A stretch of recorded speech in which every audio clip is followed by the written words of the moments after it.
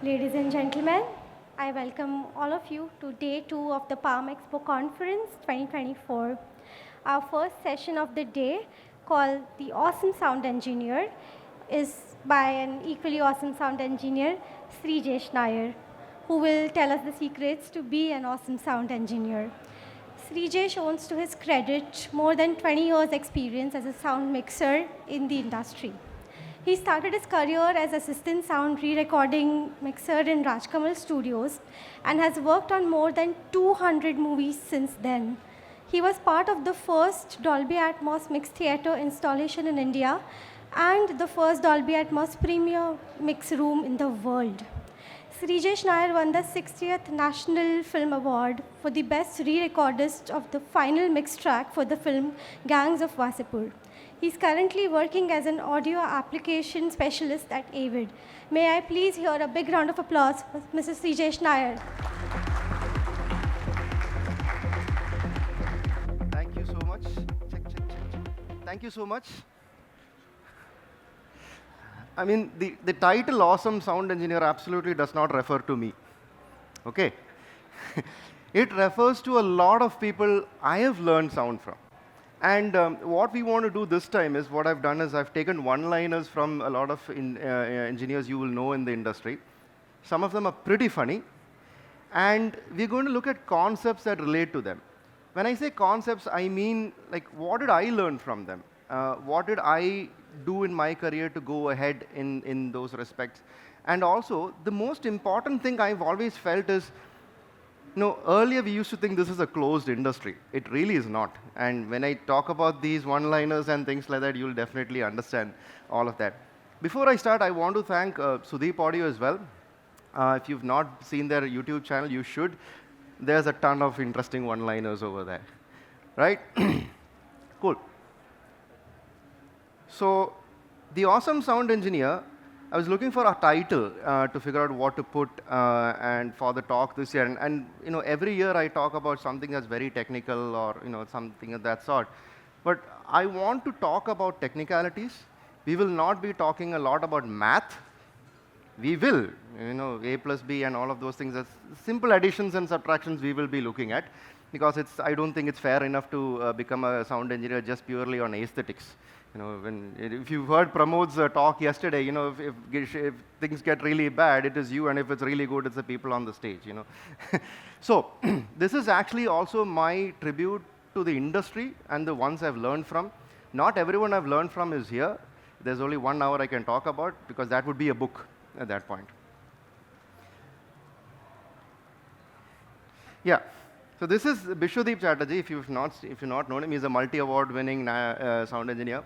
And his one-liners are pretty famous. Subwoofer wale ki kripa hai. You can read it any which way you like.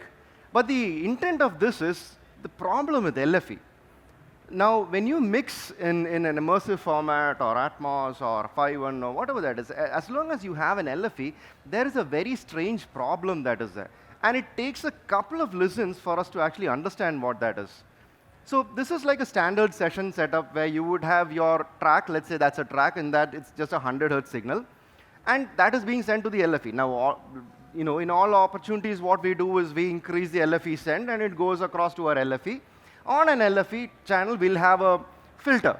Obvious, right? We don't want to send full signals to the LFE channel at that point of time. In this case, I've put a 24 dB per octave filter at 100 Hertz.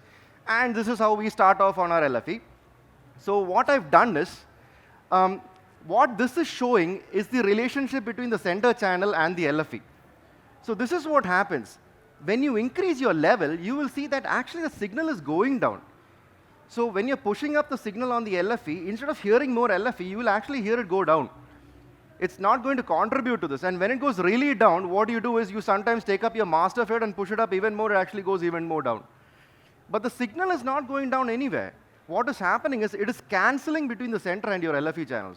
Now the question is, why is this happening? We've done this. I mean, we've seen this a lot of Atmos mixes or 5.1 mixes. When you do this and then you invert the phase on the LFE channel, suddenly it sounds good. But the question is, why is that happening, and where would you address this? That is actually an interesting thing. And to understand that, we need to see what filters are. I mean, we all know filters, right? Whether you smoke, have coffee, or you talk, these are all filters. Your throat is a filter, your coffee filter is a filter, and all of that. But to understand filters, there's a bit of a strange way to get into it. And to understand filters, we actually just need to look at 3 very specific frequencies. Now, when I say Nyquist frequency, so it's a simple term. If your sampling rate is 48 kilohertz, the maximum signal you can record is 24 kilohertz. And that 24 kilohertz is called the Nyquist frequency. What is pretty special about the 24 kilohertz is that you need only two dots or 2 points, 2 sample points to represent that frequency. That's all there is to it. That's the Nyquist frequency. So if it was 96 kilohertz, your Nyquist would be 48. So we have 3 signals here. We've got a Nyquist, we've got a half Nyquist. Half Nyquist, look, if you look at 48 kilohertz, if your Nyquist is 24, it'll be half of that, be 12K. And quarter Nyquist, which is half of 12K, which will be 6K. Everybody with me here? Nothing complicated, right? Cool. So how does a filter work? And if you look at these numbers, this is actually what your DAW sees. Let's assume these are all full-scale signals, and we are pumping out to loudness. We're not worried about anything loud. We're just pushing it out. So the top value is 1, and the bottom value is -1, and you have all these intermediates in between. Now, how does a filter actually work? That's actually a very, very interesting subject if you think about it. There is an input sample, which is one of these things. And this input sample is also taken across and put to what is called a sample delay buffer, that the Z invert is called a zeta invert. We don't need to go into a lot of that. It's actually fun. And these two go to something that's called a multiplier. So it takes these values and multiplies it by a random number. It's not a random number, by a number. Okay? And then these get added up, and then there's an output sample that comes out. It's funny when you think about it. You have a signal, you add this signal to one signal that is delayed from it, and your output completely changes. And if you look at it, I mean, this is the simplest way to look at the signal. Let's put the first value there. Let's say we're multiplying it by a factor of 0.5, for example. So the A0 and A1, both of them, let's keep it at 0.5. Now, if you take the first value there, and you enter that, so this goes across. So -1 into A0 into 0.5 is -0.5. There is nothing that was there below before. It's like the Big Bang. Before the Big Bang, there was nothing, hopefully. So that is 0. 0 plus 0 into 0.5 is 0. And then you add that, and you get -0.5. Simple? Everybody with me? Cool. What is the next one? Next one is 1, right? So then the previous value was -1. So you take that. So the 1 goes in, and this -1 goes in. So you get 0 plus 0. So it becomes 0. And you keep doing that, you'll realize that all of the values after that are going to be 0. So what has happened? When you take a signal and you actually delay it by 1 sample, and if you have equal terms here, and if you plot those values again on a graph, you will find that the signal gets cancelled off at the Nyquist. So now if you think of the filter, what happens if you put this value?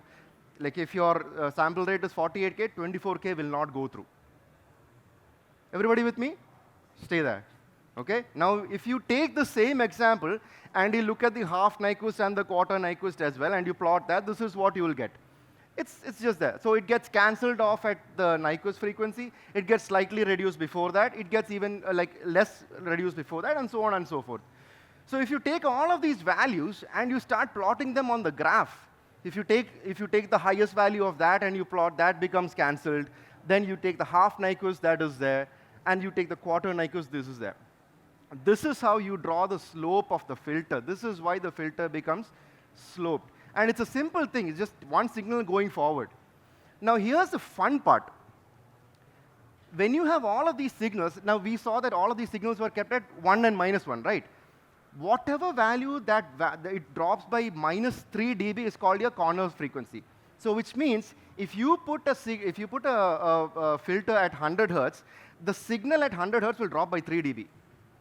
Remember that. That is called the corner frequency of a filter, which is great. So in this case, in this very particular case, when both the values were same, the corner frequency is actually half Nyquist, which is 12 kilohertz. And that is how it will always be. When you have symmetrical values, it'll end up being at that point. Now, there is a reason why I keep calling this half Nyquist and Nyquist. Because if your sample rate changes with the same value, it will be attacking a different frequency. It is not going to be this one. So if you take this, and this is called a first order filter. Why? Because it has one kind of delay, and the slope of this is 6 dB per octave. We've all heard 6 dB per octave, right? So every octave will drop by 6 dBs. So everyone is clear till this? We're all happy with this. Now, why did the signal get cancelled? That's actually an interesting question. So if you look at the half Nyquist frequency, you will see that the input one had the peak over here, whereas the filtered one, the peak was slightly forward. And it was forward by an amount which is exactly 45 degrees. So if you consider a whole cycle to be 360, half of that will be 180, half of that is 90, this is half of 90. And that is 45 degrees, which means every time you have a 6 dB per octave filter applied, it will cause a 45-degree phase shift at that frequency. Now, what was the frequency we put there earlier? It was 24 dB per octave, which is what we all put. So, which means 6 into 4 is 24. And if you go by that math, 45 into 4 is 180. And at that is why at that point, at 180 degrees, it will actually cancel off. So if you take the math, the corner frequency will shift by 180 degrees. Why? Because you have 45 degree plus 45 degree plus 45 degree plus 45 degree. That's how you get to 24 dB octave. Now, this thing is called a feed-forward filter. It's a simple thing. You're feeding signals forward, which means logically there should be a feedback filter. Correct? There's something that goes forward. There's something that comes backwards. These are two kinds of filters these are two kinds of fundamental filter designs. And in fact, you can combine these also. So one of the most interesting parts about these things is which something we've not noticed, and which is, if you read the papers, if you read DSP books, they're ultra complicated, where you talk about something that's called an FIR filter, an IIR filter, a finite impulse response, infinite impulse response, God knows what that is. It's actually a very simple thing. So if you look at the feed-forward filter, it actually cuts off to 0. So which means there are only so many number of values that will come before it becomes 0. So there are a finite number of non-zero values. That's why it's called an FIR filter. Whereas if you take the feedback filter, it can go all the way to infinity. I mean, like anybody who's taken a mic and stood in front of a speaker, that's feedback. And that can keep going. And as long as it keeps going, it's called an infinite impulse response. And that is the difference between an FIR and an IIR. And the other thing is, most of the analog filters are all IIR filters. This is what it means, by the way. It just keeps going on for infinity because it's a feedback filter. And this one stops. You can't have, there is no way to have an FIR analog filter. And that's a very important thing to understand. This is actually computationally intensive also. You will have a lot of delays. For example, with one delay, we got 6 dB per octave. So adding more delays will give you more slopes. And then combining all of this, you can actually combine a feed-forward and the feedback filter, actually. So this is what gives you those different shapes. Like you want a shelf, you want a band pass, and you want, all of those things are actually made out of this shape. So when you have a feed-forward filter going directly into a feedback filter, it's called a direct form one. It's a fancy name. And when you combine these things, it's called a direct form 2. And the reason why I showed this is not to say that this is anything special, but when you look at the loudness spec, the ITU 1770-4, which is where any of us who's done YouTube or Atmos mixes or OTT will know that you have to hit minus 14 LUFS or minus 18 LUFS. This whole LUFS thing, this is what they talk about. And now you will recognize what this thing means. It's actually a two-stage feed-forward and a feedback filter in direct form 2. It's easy to understand. And here's the key thing. They very specifically say, so we know what these values are. We just saw A0, A1, and we saw a B0 value. There is no B0 value, there's a B1 value. And we know what these filters are, and they very specifically say it works only at 48K. Which means if you are doing a 96K film or a 96K piece of music, your loudness values or the measurement values can change because these values will change. They are not specified anymore. Right? So now we understand why it cancels, correct? Everybody at the corner frequency? So happily, what do? We take our filter, we can push it to minus 18. 18 dB per octave, and we are happy. We can play, we can push as much as LFE we want. There's no counter. We can push as much as LFE we want, and we are happy. See, it's no longer canceling, right? We're all good engineers now. We can have the punchiest mixes on the planet at this point. Until you have another signal. Now, you play, and then suddenly you see it's going down now. It's again canceling. But we haven't changed anything, right? We know that, okay, minus 18 per octave should not give us canceling. We're checking out all of our frequency spectrums, it's all there. But it still cancels. And the reason for that is the 180-degree shift, or whatever degree shift you have, is at the corner frequency. After that, it actually keeps shifting the phase, because that signal over there is actually 141 hertz. This is 100 hertz. So if you put an 18 dB per octave at 100 hertz, it's fine, but then it will still cancel at a different frequency. And the reason for that is it's very logical. Why does it cancel at the Nyquist? Because you have two samples, right? And you're shifting it by one sample, which means it's 180 degree out of phase. Out of 2, if you shift it by 1, it's 180 degree. Out of 4, if you shift it by 1, it is 1/4 of it. That's how it becomes 45. Which means there are other frequencies that will cancel. Now what do we do? Now whatever we learn, subwoofer wale ki kripa hai, then it's a real value to it, is because unless your mixers are big and punchy, they don't really get approved. Let's face it, right? So that is why you have things like these. These are all subharmonic enhancers. And this is the Avid Pro subharmonic, which I use a lot, and that's Cargo Cult. There are many more, like R-Bass and all of those. The interesting part about all of this is, there is no way you will get a signal to cancel. It's canceling because these are exactly same signals. And in this case, you will never get a coherent signal. So this is how you deal with subwoofer wale ki kripa hai. Now, how many of you know, you would all know Shantanu. Again, whenever you see the word sayings, it's because I got it from Aditya. So Shantanu says the tabla in a bathroom is not the sound of the tabla, which is true. He's talking about the clarity of recording. I mean, nobody goes to listen to a tabla in a bathroom unless you're on a phone looking on Instagram, which is where most of the likes happens anyways. You put a post, don't be happy with all the likes, and 80% of it come from the loop. What he's actually talking about is understanding your I/O. Now, how do you understand the I/O? If you look at the spec, let's look at something. We've got an I/O called the MTRX2, which is a fabulous I/O. It has got one of the best converters. And when I say it's got one of the best converters, it is because of this little thing. The sampling resolution is a 5-bit sigma delta at 5.645 or 6.144 megahertz, giving you a 24-bit PCM. Now, what the hell does that mean? All you wanted to do was to plug in a headphone and listen to some stuff. Right. Now, how do we break this down without understanding math, without doing a lot of math? It's a pretty good thing. And to understand that, we need to know, why are all of these things so important? We're talking about quantization here. Now, quantization is a funny thing. We talk about analog things, right? We talk about signals flowing, emotions flowing. We want all of this thing to be organic and all of that. And then we break it down into small packets. We don't have anything that is analog in our manipulative world. We always have stuff that is digital to manipulate. Unless you're working on a purely analog section, which you'll have a brilliant session later on coming up as well. So what happens is, when you start converting this analog into a digital format, you'll always lose stuff. Digital is no longer accurate. It is just there to a point where you don't hear it. Okay, digital is actually a hack.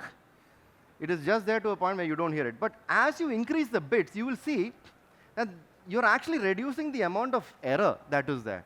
And which means for every bit that you increase, you reduce the error, you reduce the noise by 6 dB. When one says you're reducing the noise, it means you're getting more headroom. Why? For a long time, I've had this conversation with a lot of people. If I ask you which one records louder, 16-bit or 24-bit, they'll say 24-bit. No. Neither of them records louder, because to record louder, you'll need more voltage, which will fry off your I/O. You can record softer. That is what this says. So now, if you think about this, if this is the entire amount of noise you have, and this is, let's say, your sample frequency, what that is saying is, if you increase your sampling rate, this noise is just going to be spread out. That is there. So for every twice of increase in sample rate, it is the same amount of noise that is going to be there, just going to be spread out. It's like butter on a bread. Like, if you take a whole spoon of butter, depends how big your bread is, or if you have a roti, it's different, right? You can spread more thinner. And that is what happens when you increase sample frequency. Now, there's only so much you can increase sample rate by. Because at this point, we're still talking about just 1 bit. Okay, stay with me on this. And to understand this, 1582 is a very interesting thing. If you have an iPhone or an Android phone or anything, and you take out your phone, you take out your calendar, and you go all the way to the year 1582. And if you go down to the month of October, it looks okay over here, but it's actually not. If you go down to the month of October and click that, you will actually see you're missing a date, a couple of dates. Did you know this? And that is because that was the year the Julian calendar was converted to the Gregorian calendar. Now, what does the calendar have to do anything remotely with audio? This is where it's fabulous, actually. So what they did was, in the Julian calendar, you had the leap year. Gregorian calendar also, you had the leap year. But it is actually a brilliant way of shaping noise, actually. And if you think about it, this is what it is. So if you look at the Earth's rotation, or the Earth's revolution around the sun, rotation around the sun, it goes like 365.242375. Again, those numbers can be debated. But we only have a full day, just 365. We can't call like 365 and a quarter day. We don't have that, right? So if you are going for an accuracy of, say, let's say 365.25, that is the accuracy we wanted. Which means in 4 years, you've lost a day. You will lose quarter day in 1 year, and in 4 years, you've lost an entire day. But what you can do is, you can take this entire day and then add it back to the 4th year. Right? So we found the difference and we're adding it back. What does that give you? If you take the average of this one, it is 365.25. So we've got an accurate calendar at that point. Fair enough. Very good. So now we have all of our leap years. That is the 4 years leap year. Now the next thing we want to do is, let's make it a bit more accurate. We want to bring it to 365.24. Okay, that's a bit more difficult, because 365.24 is actually 0.01 days less than 365.25. That is actually 1 day. You have to remove 1 day in 100 years. Which means if you take this whole thing, you go all the way, on the 100th year, you don't add the leap year. So now if you take the average of this, wow, we've actually got up to 365.24 days. Fair enough, we're all happy with ourselves, and now the next thing is we want to increase the accuracy again. Let's make it to 365.2425. So that means you have to add 0.0025 days, or 25 days in a year. 0.0025 days in a year, fortunately, is 1 day in 400 years. And if you have to add that every 400 years, what you're doing is, on the 400th year, you will add the leap year. So what have we done? We've taken something, there was no way for us to fit a value of 365.2425 into a year, because we don't have a quarter of a day.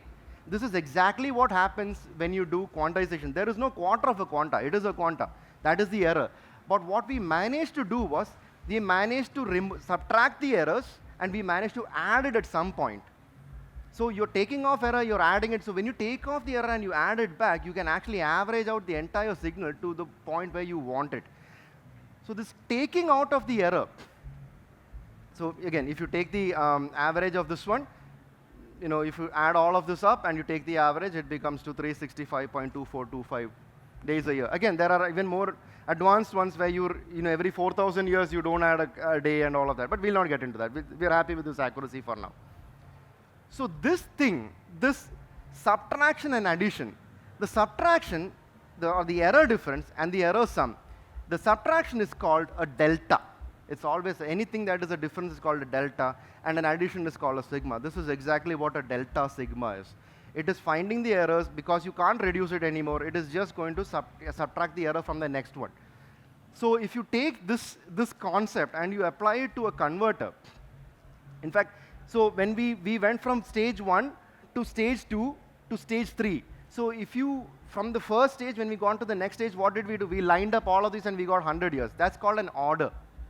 Now we took all of those things and then we made it to an accuracy of 2 more decimal places. So that is where you have noise shaping and multi-bit as well in a delta sigma converter. So and this is how it looks like. I mean, if this diagram looks a bit scary to you, it's actually pretty straightforward. So what this does is, you have the error difference, which is where we were subtracting the 0.25. This is where we are adding it. This is where we are looking at the number of years that we want. This is where we do the averaging of the number of days, and this is where we figure out what days we want to see finally. This is how a delta sigma converter works. I mean, we're not looking at the math. There's a lot more math in this. But there are a couple of things that are being done when it comes to a higher grade one. The 1-bit ADC, instead of it being 1 bit, can be a 2-bit, 3-bit. In our case, it's a 5-bit ADC.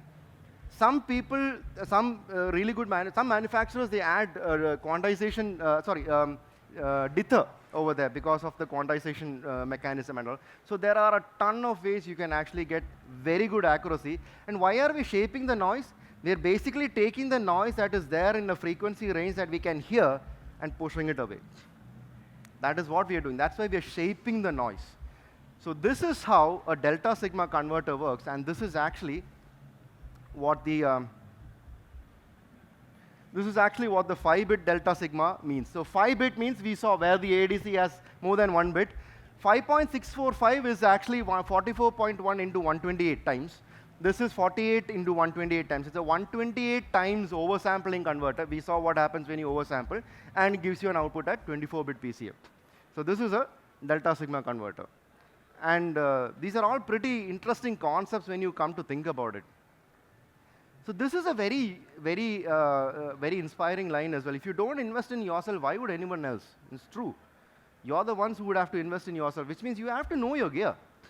And like when I say know your gear, there's tons of gear, but in my case, I want to talk about the control surfaces over here. A lot of us are still mouse and keyboard guys, you know, like, oh, we can do it very quickly with a mouse, we can copy paste 10, 15 tracks and all of that, cool. You know, but then if you want to drop down 8 faders, you'll have to do it 8 times.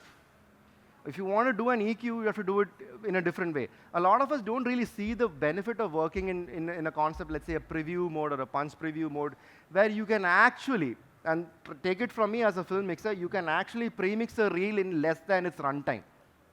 That is why we went to mouse and keyboard in the first place, right? But with a Surface, you can do it in less than runtime. So it is important to know your gear. Now, Kunal Mehta, if you've known him, this is a very funny statement. He says, God said, let there be light, which means sound came before audio. And according to him, he says that's why it's called audio visual and not visual audio. So we always call it AV and audio visual. So God said, let there be light. What you hear is very critical to what you see, which means there is something that you don't see also, and you are able to hear, and which is something in the concept of true peak. True peak actually shot into fame. I mean, it was always there. It shot into fame a couple of years back when the whole loudness things came, and Netflix said you have to have a -2 true peak and all of those things. And people are wondering, what is a true peak? Well, if you take a look at this signal, this is again, this is a 12K tone at 48 kilohertz, which means you have 4 samples per cycle. Now, what happens is, it is possible to manipulate the signal, because if I play the signal, you will see it does not clip. It's at -1. It does not clip. So it is possible to manipulate the signal to a point where you can actually push it up. Now, remember, your DAW or your meters will only know the value at these sample points. It does not know what that value is. But that value will definitely be clipping on your output, on your DA side. But if you look at your meters, if you look at your session, it is not clipping. It is all good. We all want that yellow line. We don't want the red. This will still be yellow, trust me, but it will be red to its town at the output. And the only way you can find what that is if you do a higher sample rate conversion. So at 192, you can see that the true peak is showing up as 6.01, whereas and your sample peak. Whereas earlier, your sample peak was -1. So what true peak limiting, or the way true peak measures stuff is, it'll take your audio, it'll upsample it to 192 kilohertz, look at all the points, tell you what the value is, and then give it back to you. This is how limiters work as well. So which means when you're mixing, it is very important to remember that not everything that you see is right on your DAW. We try to show it as much as we can, but true peak and things like that are a bit more complex. So don't push everything to the max. So again, a good reminder to you guys who are using a true peak limiter and putting it to 0.1, it does not work. Okay, -0.1 does not work, purely because when it is upsampling, there are different filters at play, and it all changes from plugin to plugin. So use a -1, -2 and all. And we'll figure that out also. You'll see that in a bit later. So this is Benny Das here. Actually, this is iconic. He says, don't panic, the answer is 42, which is true in most of the cases. I was just telling him this morning that a lot of times in our base, the frequency that I put in is 42. It's just random there. The answer is always 42. And when in doubt, try it out. It's a good thing to understand AI. A lot of us fear what AI is. You are looking at generative AI today, or you're looking at large language models. We don't understand what a transformer is. We know ChatGPT 4.0 came up, and we're trying to figure out what it is and whether it impacts us. But one of the things is also responsible AI. So for example, we have AI in our Sibelius application that is there. It can actually generate chords based on the given 20 bars where you are. It can give you suggestions. So it is looking at the chord progressions, it is looking at the data it has learned, and it is creating all of these things as suggestions. And it's not just mere suggestions, it'll give you a couple of points, and it'll weigh it also. It'll tell you this one might fit, then this might go, this might not fit, and this might not fit, and so on. AI is only as good as the data it receives, right? And in this case, in Sibelius, it's not a cloud-based AI. The AI data is locally on your system. Because responsible AI is a very, very important thing for for every manufacturer, actually. What they do with your data is also very important to be understood. So Avid follows a very specific way of responsible AI as well. And do you know this guy? It's not the cartoon, by the way. So Naruto was the first time where copyright issues came into play. So what happened was, in Indonesia, this monkey took a selfie of himself, and the camera belonged to a wildlife photographer, and another newspaper published it. The question was, who gets the copyright? And the photographer or the monkey? It's a valid question. So if AI generates music, who gets the copyright? So this is why copyright requires human intervention. So if only humans worked on it, you will get copyright. So in this case, the photographer was there, stationed up, so he gets the copyright. It was a long process. It took 8 years for this to happen. And this is where the first copyright issue happened, way before AI, and now we have AI. So it is very important to see what is the data that you're using in order to generate all of this stuff. Sridhar sir was one of my mentors and somebody who I've been always inspired with. So learn to do a reversible automation, which I figured out is just undo by another name. When you're sitting in front of clients and all of that, there's a very tense situation. Like, don't worry, we'll try out a reversible automation. If it doesn't see, we'll work it out. Just saying if it doesn't work, we'll undo it. But when you throw these fancy terms and all of that, client management is brilliant. And undo by any other name. And I figured that it is the idea of having more than one way of doing things. Now, when you're doing films, this is what you'll end up with. You will have all of your FX stem, you'll have your music stem, you'll have it rail-wise, you'll have your final mix. And then at the end of the day, when we have to deliver, we have to put all of these in folders, name the reels, name the folders, and push it on, right? And we have ChatGPT, so this is what I said. I asked ChatGPT, why don't you do this? Why don't you write me a one-line bash code? That will help me do this. But before I did this, I actually wrote the code myself, so I know what it works. And so I did this, and it gave me a code, which is fair enough. I just copy that code, and it tells me also what it does. So it's going to copy all of these things, name it into folders, put in those folders, look at the ones that you want, and you group it all. Fair enough. It looks pretty fancy. And all I did was copy-paste that, drag my folder into terminal, and hit enter. And pretty much this is what happened. So this would take me 20 minutes of a day. So always have an alternate way of doing things, okay? Don't worry about things like this. And it's also important to know where AI can actually help you. And this is also just there. I think I put it on my Facebook post or something. Again, what Pramodji says, and this is also a very important thing, is don't become a slave to a machine. Use it and improve. And if you know me, I'm a very, very, very lazy mix engineer. When I say lazy, it does not mean that I don't come to work, no. Or I sleep on work, no. That's not the thing. I don't like doing things that are repetitive. So when you start looking at this, it is very interesting to see what efficiency can do to you. And in that sense, so I use SoundFlow a lot. SoundFlow is basically an automation tool. So those two are some of the ones I've built. You can find it on the SoundFlow app as well. So the first one is just one of the things where I have a spread pan that is there. So I just select a bunch of tracks, I hit that thing, and it actually automatically pans for me.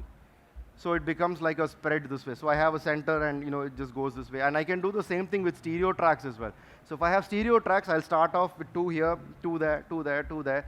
I don't touch the mouse and keyboard for this. I just select and I run this off. I can't tell you how much time this saves me per day, every day. And the second one is, once I finish with my mix, I want to remove all of my inactive sends and plugins. I just launch this particular command on SoundFlow. I click OK, let's do that. And what it does is it goes through my entire session, analyzes it, looks where I have inactive plugins or inactive sends and all of that, which is why you need to give a clean session as a delivery, right? And it'll start removing it off. Can you imagine the amount of time I've saved in this? I might not even look into hidden tracks. And you're scrolling up and down, half your life is spent scrolling up and down in a mix. Okay? And then 1/4 of it is spent scrolling sideways.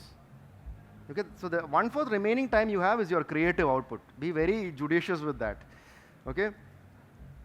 So this is another thing that actually I've seen a lot of people tell me, and the way KJ and Vijay says this is also pretty interesting, because it is very important to know what it is that you're trying to get to. Whether you're trying to understand a music composer or whether you're trying to understand the director and all of that, because all of this will come down to one very interesting thing, which is called deliveries. And a lot of times, what do we give for our references? Sometimes we give MP3s, right? Right? And if you do your WAV file mixes and all, you upload it to YouTube and it gets converted to a different codec, an Opus or something. But how many of us know what actually happens when it gets converted to a codec? So for example, this is white noise. And if you look at the peak level, this is -10 dB of white noise. It's all fair, nothing happens. What I'm going to do is, I'm going to take this white noise, I'm going to export it as an MP3. Fair enough, we've all done that. We've all taken our songs and exported as an MP3. In this case, I'm going to choose 128 kbps. I'm going to export it, and I'm going to re-import it back into I'm using Isotope. I'm going to re-import it back and see what happens. Good Lord. The peak is now -0.21. The original peak was -10. The peaks have gone up by 10 dB just by exporting it as a 128 kbps MP3. Now imagine what this will do if your limiter was set to -0.1. Or leave it. Your limiter is, now you're a good audio engineer, you limit to -1. And you do this kind of a thing. The amount of peaks it can generate on your output is nothing you will see. You won't be able to see it. You will hear it completely distorted, and we'll blame it on MP3, we'll blame it on YouTube and all of that. Now, this is a very academic exercise. This does not necessarily happen, but it can happen. Your peaks will come up, and that is because of filters. We saw what filters can do, right? It can cut off, it can add, and can do all sorts of crazy things in your mix. This comes because of filters. In fact, the MP3 codec has got 32 bands of filters, in which it decides what needs to be kept, what does not need to be kept. It looks at masking and all of those things. That actually can increase your output. So when you're exporting an MP3, there are a lot of programs that will also help you limit this. Now we understood what a limiter can do. The limiter can only look at samples. If it's going to do this, then what will you do with the intersample peak? Audio gets very complicated very fast. And all we wanted to do was approve a mix for them to play in a club. Right? So, Shadab actually says this, and this is actually a great line. Never say no. And if you look at Shadab, if you look at his work, I'm a big fan of his work and I'm very impressed by it. If you take the top 10, around 8 of them will be his work. And the reason is he never says no. And this is his reason is like, you need to understand how to manage your clients. And this is a very important thing for anybody who's entering this industry or who's midway in this industry. If you look at all of the professionals, the one thing that they're very good at, they're all good at audio, apart from that, the one thing they're very good at is managing their clients. You should see the way they talk, you should see the way they approach people, you should see the way they manage situations. Every situation has to be managed. You will be dealing with a ton of egos in this. And it's not anybody's fault, it is just that some people can be fixated on their ideas. Okay? So never say no. There's always a way. You can always do a reversible automation. Right? There are always ways around it. Now, Modi says this, Adi says this, you have to find your unique selling point, and which is very important because there are so many students who are finishing sound engineering and entering an industry. What is unique about you? Are you going to compete with everyone else? Because if you are like everyone else, you are average. That is what everyone else is. If you're like everyone else, there's no exceptions in that. Find your unique point. Always start ground up. Why? When you start ground up, when you start assisting people, when you start people who already know the work, you know there are problems and how they can be addressed. If that problem is thrown at you directly, neither do you have the experience to handle it, nor do you have the say to do it. So start ground up, and it is a very good way that you can grow in your industry. Because remember, you can't simply enter an industry in this way unless you're the producer of your own film. Let's keep it that. When you grow, there are a couple of things that grow with you. Your art, your talent, your experience, and your network. And trust me, without friends, there is hardly anything you can do in this, because your life is not meant to be spent inside a room or just on locations. No, there are people you have to talk to, you have to have friends with, because we all face a lot of issues. There's a lot of like depression is a very valid issue. Mental health is a very valid issue. Very few people talk about this. And that's the reason we don't talk about this, is because we don't know what people will think of us. No. When I've heard this from a lot of people, like when students enter the industry, that's, a very common thing I've also made this mistake, is saying, you haven't struggled like we have. That's a very wrong statement. Their struggles are entirely different. When I entered the industry, there was no social media. People were not judging me for what I was. For them, it's a very different thing. Their struggles are very different from what it is. So I always am of the fact that anybody who enters the industry is entitled to stand on the shoulders of giants. And this is what I did. So start ground up is very important for you guys. This is a funny one. It is true, actually. Engineers today record with their eyes and not their ears, and you all look at the meters and everything. But here's a very important thing. You have to know your meters to see what it is, because you need to be able to listen to stuff. It's not that the meter will always show you stuff. And there are some things that you will never be able to see on a meter. So for an example, this is a 100 hertz square wave. We've all seen square waves, right? When we want to give something really loud, when an actor's really loud on stage, or when our mixers sound banging, and you really zoom into, you see a square wave, and especially, let's not get into it, but this is a square wave. Okay, this is a 100 hertz square wave. Now here's a funny thing. A 100 hertz square wave, there are always these filters that are there on your DA converters. Like when you play this, when you're sitting at home and listening, your DA converters will have filters at the very low frequency, just so it doesn't pass through. And the electronics, it keeps the electronics healthier, actually. Your capacitors and all of that does not have to deal with a lot of high voltage on the low frequencies. So if I take this 100 hertz signal, and if let's say I put a filter on this, a high pass filter at 20 hertz. Okay, this is a 100 hertz square wave. I put a high pass filter at 20 hertz, and if you see, the peak is minus 12 dBs over there. If I render this, you will see that the peak goes up to minus 5.5 dBs, roughly more than 6 dBs of gain that has happened. You will never see this. Why? This filter is on your output stage. It's on your DA converter. It will peak, and if it's a brick wall, it is even worse. On a brick wall peak, you can actually end up getting, there are instances where it can go up by 10 dBs. And remember, this is a 20 hertz signal. You're not going to hear 20 hertz. That's what everybody says, right? 20 hertz, 20 to 20K, that's something we've learned as standards. No, I mean, for me and all, it's 15, 17K max, I think. 18. Remember, there's an interesting thing. Have you ever tested the high frequency thing? Yeah? You can only test up to 15K. If you need to test above 15K, you need to go to a drug rehabilitation center, by the way. Yeah, that's where I went to get a test done. It's not because I was on it. It's just that's the only way you can test high frequencies. But this is what happens. This happens in your DA card. This happens on your output. This will clip. You will not be able to see it here, but you will definitely be able to hear it. So don't send clipped outputs, especially on your subwoofer. That's a very important thing to take away from. So again, know your meters. You should understand what it is that they're telling you. I love this thing. Belon says, we are not launching a rocket into space, we are doing sound. Fair enough, and then I see this. And this is what we deliver, day in, day out. YouTube is minus 14, we have no clue what this is, and we see this thing and like, good Lord, what is this going to tell us? Now I have to learn logarithmic. All I want to do was to put some reverb on a piece of voice. No, but this is actually a very simple thing. And the whole process of this is understanding where this is broken down. So if you take a 5.1, you'll see there's no LFE. LFE is not considered in loudness measurement. Every single channel goes through a pre-filter and an RLB filter. What this means is, you saw the first one that I showed you, a graph like this in a two-stage direct form 2 filter. You remember that? That is this guy. That is a combination of this guy. Now, what this means is, it's just putting the effect of you as a person, as a human being, the effect of the head. As a human being, we have this Fletcher-Munson curve, right? The equal loudness contour. We hear more in the high frequency and less in the low frequency. So you cut off the lows and you boost the highs. This goes in. You take an average, because we all like to live in averages, right? We're not very used to spikes. We all average out things. If you look at your eye, 24 frames per second, you're averaging out to give you a continuous moving signal. So we average it out, and there is a gain, which is also called as a weightage, because apparently, when things are out of your field of vision, they sound louder to you. It's just an evolutionary thing. You just become more accustomed to something over here rather than something over there.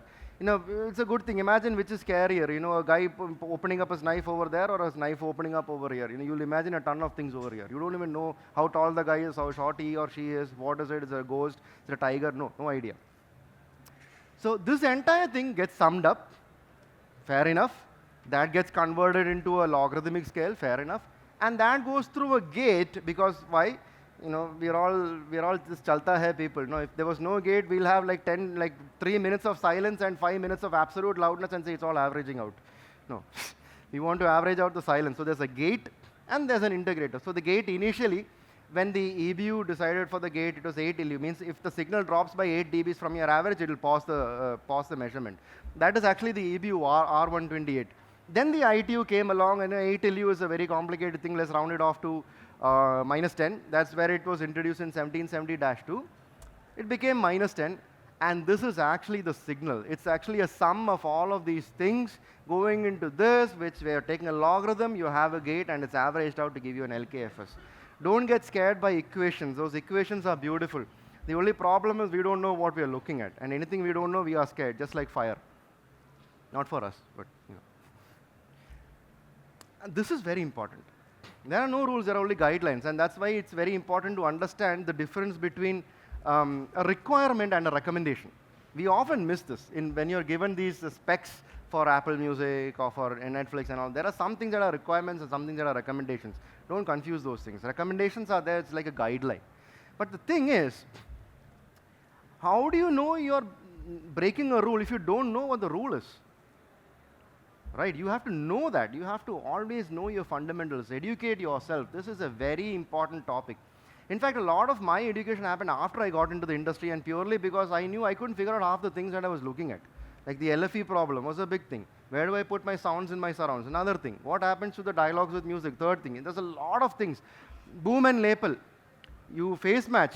What frequency are you face matching? Right? Are you face matching the low mids, high mids, or then what happens to the transients? All of those things are there. So that's when I went back to start my to understand what this is.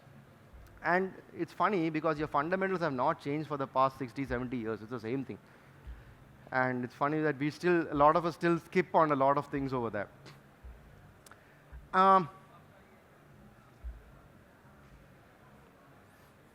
There's an extension to this actually, but the people in the know will know what this is. Sabke sab sale.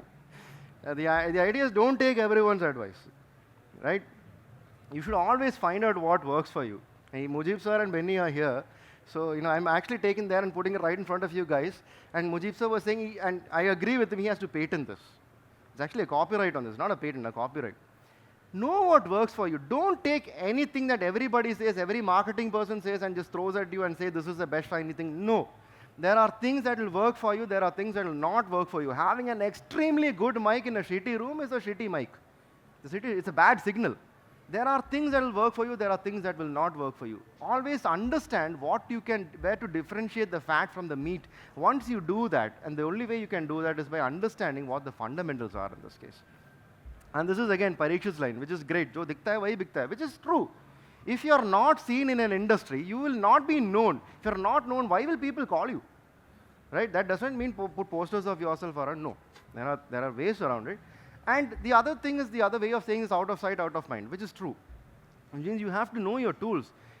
And for example, when like Avid, for example, we have a lot of these features that are there. And it's important for you to see them and know them. We're at the Ansata booth as well. So these are features that we have. For example, memory location enhancements. So if you look at track markers, it's a very useful thing. When you have track markers, you can actually put separate markers for your dialogue editor, for your effects editor, for your music person, for your mix engineer. These are all separated. And you can actually filter out and see exactly what you want to see. If I'm a mix engineer, I only want to see my mix notes. If I'm a dialogue editor, I only want to see my dialogue notes. And these are all very fast workflows as well. This is a tech preview that we are showing over there. So we've got the spectral editor, we've got auto align 2, we've got Revoice Pro and Vocaline and Repitch and all of them as ARA plugins, which means they'll lie there in the dock and they'll work on the clip. They're not being processed. You can manipulate them and change them anytime you want. A lot of times what happens is we clean up dialogues, it ends up being too clean. You hear it with the ambience and over that. So in this case, you don't need to go back, undo, figure out all of those things. No, it'll be there. Then we've also got import session data improvements. This is a huge thing. For example, you can just choose to import a folder. You can choose to import by what you want to see, just the aux tracks, because you don't need to hunt down the aux tracks anymore in your session. You can do all of these things. Memory location enhancements, which I just spoke about. And a good interesting thing is batch rename memory location. You can select a bunch of memory locations, just batch rename them, which we did not have for a long time. Dolby Atmos, this is again one thing that's very interesting. So there is something that's called a 2.0 direct. And the 2.0 direct is very different from a stereo mix. The reason is, in an Atmos mix for music, the stereo mix is created from the 5.1. So the Atmos gets converted to a 5.1, the 5.1 gets converted to a stereo. A 2.0 direct is a direct stereo version from the Atmos. It sounds very different. It sounds brilliant, actually. In music especially, it sounds really good. And this was the reason why I did this entire presentation in this way. And that was because of something that Leslie told me. Leslie owns Ansata. He's a lovely person. And this is what he's told me. What you do is secondary, and how you do it makes a difference. So if I were to tell you about filters, about delta sigma converters, about features, and all of those things in a presentation, if I was to talk to you about DA conversion clipping, if I was to talk to you about true peak limiting, it'll be pretty boring. But if you tag it to people who've actually inspired me, and this is how I learned all of these things as well. In fact, yesterday I was just thinking, the name Jason is actually July, August, September, October, November. You know, stuff you can learn. And you know the 44.1, why it is 44.1 kilohertz? So 44,100 is actually 2 square into 3 square into 5 square into 7 square. That's the product of the square of the first of all the single digit prime numbers. That's how 44.1 came. It's not a random number. Why would you think like 44.48 sounds good, 50 sounds good, but 44.1, this is where it came from. It's easier for math. So the intent of this is there are multiple ways of understanding sound, multiple ways of doing this. There are fun ways of learning it. And it is more important that you learn it in a fun way and understand where the context is. You know the problem, then you start looking at what the thing is. If you don't know the problem, you'll never be there. And that is why, for me personally, I've always felt that as you grow, you build a bigger table, not a wall. It is very important to build the community. It is very important that as engineers, we share, we learn, and we ask. And any person in this room, there are a lot of people I haven't mentioned on this, which are really good friends of mine. There's P.A. Deepak, who just throws one-liners just like that. And there'll be too many of them to put up in here. There's Sunny, there's Raja Krishnan. There's a lot of fun people who'll talk to you about things. Nobody will say no. And it is important, it's also responsible as me as an engineer. I've been fortunate enough to be in this field for such a long time. It is also my responsibility to make sure I build a bigger table and not a wall. It is my responsibility to make sure that the people entering the industry stand on the shoulders of people like me. It is my responsibility because that is the only way an industry will progress. Otherwise, we will exactly be where we were 15 years back. The whole world will go ahead. You can have all the fancy tools, you can have all the fancy plugins and everything in the world, but if you don't help one another, it's not going to work out. Whether it's your work, whether it's your cost, whether it's your camaraderie, whether it's your networking, these are all fun people to hang out with. That's why my name is not there. These are all fun people to hang out with, and they're wonderful people. I mean, I'm not joking, my name is not there, because I just noticed, if you look at this photograph, everyone is smiling except me. And I give the organizers of Palm a very hard time, because every year they take a picture of mine and the next year I look nothing like that. So, this is what I want to talk to you guys about. And this is what I want to make sure that you understand. An awesome sound engineer is not just him being an awesome sound engineer. It's actually the Fourier sum of all of the awesome sound engineers he's met along the journey, he or she has met along the journey. And I hope you take that with you as well. Any questions? We have 5 minutes for a question.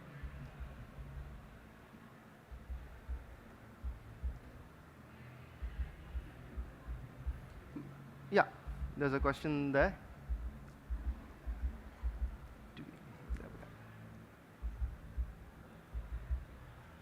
I make it very hard for the cameraman because I keep walking around. Can we have the mic, please? Is it on? Hello. Can I say in Hindi? Yeah. So when you said कि like जब आप filter लगाते हो like brick wall और like कोई भी एक filter लगाते हो जिससे आपका peak बढ़ जाता है, so अगर मैं कोई एक जैसे कोई डायलॉग एडिट कर रहा हूँ या जो इसमें, तो वहाँ पे भी अगर मैं कुछ ब्रिक वॉल लगा रहा हूँ फॉर लाइक जो थम्स हटाने के लिए, तो वहाँ पे भी मेरा पीक बढ़ रहा है और मेरा लाउडनेस भी नहीं आ रहा है शायद इसलिए, या क्या या उसको मैं सॉल्व करने के लिए क्या कर सकता हूँ? Would you like the answer in Hindi or English? Anything, I understand but मैं बोल अच्छे सकता हूँ Cool, इसलिए cool. नहीं। It's a good question. I'll answer in English so everybody can answer. The question is if you, so let me reiterate the question. The question is if you put an EQ on your dialogues, will it peak or not? It can. I'm not saying it will. It can because filters will react to other frequencies that are there because every other frequency has a different phase. In fact, you've heard of the term linear phase filter, right? You know what a linear phase filter means. So you remember the earlier, the Nyquist, the half Nyquist, the quarter Nyquist one that we saw. At Nyquist, the filter the phase was 180 degrees off, right? At half Nyquist, it was 45 degrees off. Now everything in between will be a straight line. That's why it's called a linear phase. It does not mean there is no phase. It just means that if you plot all of the phases, it will be in a straight line. Now when you apply these filters, like when you're using filters for your boom versus lapel, that's again a very important thing to know. If there are coinciding frequencies on that, it's always good to make sure that when you do a high pass or a low pass, bypass and see exactly what is happening. Because if you don't do that, sometimes when you cut, instead of it actually being cut, you'll hear a rumble happening in a different frequency. So it's always important to listen to that. So in my case, when I deal with dialogues, when it's boom and lapel, my shaping or the corrective EQ is always on my master. I very rarely use independent EQs on this. Because it's very hard to get, a low pass might work. I use the same low pass on both of them. I use pretty much, sometimes with transients it's still easier. You can boost the transients in your lapel and or the boom as well. That also works. But if you're shaping out sounds, it's going to be slightly tricky. So that is also why it is important to know when you're cleaning up dialogues. That's why when you do a clean on your boom and a lapel separately and you line them up, they phase out. So it's always important to see the signal flow through which you're cleaning up. So here's a good trick, a good tip for that. You can insert an RX or whatever noise cleaning one you want on your master fader, play this, figure out the presets on that, and then copy paste it into this one, into an audio suite, and then bypass it. So yeah, that works. So that's actually a good thing. Yes. Yes, sir. Sure. Good morning, sir. Good morning, sir. Good morning. Thank you for your session, sir. It was really wonderful. Thank you for coming. No, sir, your time is more valuable. No, nobody's time is more valuable. Everybody. I have 24 hours, you have 24 hours. If I win a lottery, you win a lottery, your time is more valuable. Yeah, Sir, so my question is, whenever I unlink my channels on the limiter and I do the limiting, before the limiter, I basically remove the low end from the stereos, from the sides. Then when I limit the signal, if I want to limit it in unlinked mode, because I need my stereo width to remain. So what happens is, at the end of limiting, then if I check it, then again the low end comes out in the stereo spectrum, like on the sides. So there are multiple ways of looking at it. In fact, actually Gethin and Donald, so they are actually the best people to talk about limiting when it comes to mastering stages. And I'll give you a quick rough of what happens here. When you take off your low frequencies that are, this is again one of the things, this is not the answer to all of the problems in limiting, this is one of the things that can happen. When you're limiting, you're basically bringing back your peaks and your transients that is there. So the only way you're bringing up volume is by sending up the threshold, right? You boost the threshold on that, which means you're sending more signal that brings up your RMS. You feel there is more low end happening because when you send all of this up, you listen to your Fletcher-Munson curve, that upper bit has squashed, but your low end still is there. And that is being boosted along with the entire signal. That is one thing. The second thing is, not all limiters have the high pass going through the threshold. So when you do a high pass, when you increase the threshold signal, the low signal will still go through. It is just the limiting that is happening on the other spectrum of this. Which again brings me to the whole point of if you're using multiband compressors or like something like that. For example, on a multiband compressor, you have crossovers. And these crossovers will have phase. Right, and we saw like one is 6 dB per octave is a 45 degree. If you have two of them, it will be 45 plus 45, 90. Now on the Avid multiband compressor, we've got what is called an 8th order Linkowitz Riley, which means it is 180 degrees this way, 180 degrees this way, which it gives you a 360 degree and no phase. And that also means there is delay, because the only way you can create this filter is with delays. There is delay, which means you can't use this for parallel compression. So when it comes to limiters, this is actually one of the reasons why it happens. And there is also, it can also sound different from limiter to limiter. So for example, if you do it on a Pro L2 versus an Avid Pro limiter versus the Waves one, they'll all sound different. They all have their color attached to it. The Pro limiter on Avid also has a character knob on this, which you can actually change to tweak your sound as well. It's not just limiting that is there. So this is one of the answers that I can think of for that. Thank you, sir. Right? Thank you so much for coming, guys. And again, today's sessions are all incredible. I'm looking forward to seeing all of them. And yeah, thank you so much for spending your time.